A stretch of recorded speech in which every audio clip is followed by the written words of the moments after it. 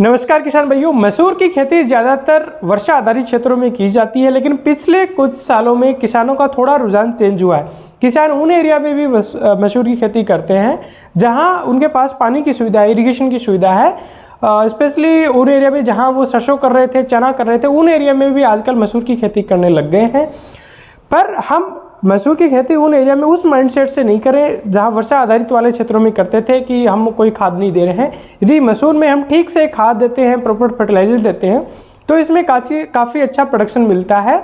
तो आज इस वीडियो में हम जानेंगे कि मसूर में कब कौन सा खाद कितनी मात्रा में देना चाहिए, एसएसपी कितना दें, डीएपी कितना दें, एनपीके 12-32-16 दे रहे हैं तो कितना देना चाहिए। तो वीडियो स्टार्ट करने से पहले यदि आपने अभी तक ये चैनल सब्सक्राइब नहीं किया तो आप इसको सब्सक्राइब कर सकते हो, ताकि जब भी मैं नया वीडियो डालूँ तो आपको नोटिफिकेशन मिल जाए।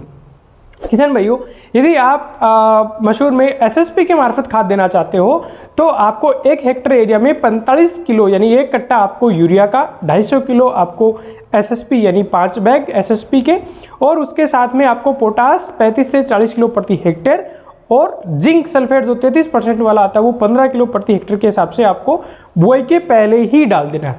यदि आप एसएसपी नहीं देना चाहते हो, डीएपी से खाद दे रहे हो, तो डीएपी के आपको 2 बैग प्रति हेक्टेयर, और उसके साथ में आपको पोटाश 35 से 40 किलो, और डीएपी दे रहे हो तो आपको आवश्यक रूप से 20 से 25 किलो प्रति हेक्टेयर के हिसाब से सल्फर देना चाहिए, और 15 किलो 33% वाला जिंक सल्फेट प्रति हेक्टेयर के हिसाब से देना चाहिए। यदि ध्यान दें आप डीएपी वाला शेड्यूल अपना रहे हो तो आवश्यक रूप से आप सल्फर 20 से 25 किलो, जो 90% वाला सल्फर बेंटोनेट आता है वो देना चाहिए। इफ्को का आता है 55 रुपये प्रति किलो के हिसाब से आता है। ये सभी खादें भी आप बुआई के पहले ही दे देंगे। इसके अलावा तीसरा ऑप्शन आपके पास बचता है एनपीके 12-32-16 का। यदि आप एनपीके 12-32-16 दे रहे हो तो आपको 125 से 150 किलो प्रति हेक्टेयर के हिसाब से एनपीके 12-32-16, और उसके अलावा आपको सल्फर भी देना। इसमें भी आप वही 20 से 25 किलो प्रति हेक्टेयर के हिसाब से सल्फर, और यदि आप 15 किलो प्रति हेक्टेयर के हिसाब से जिंक सल्फेट 33% वाला देते हो तो अच्छा रहता है।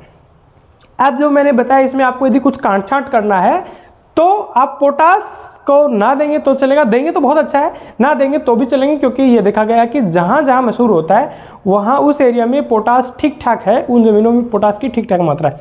लेकिन यदि आप डीएपी या एनपीके 12-32-16 वाला शेड्यूल अपना रहे हो तो आपको सल्फर जरूर देना है 20 से 25 किलो।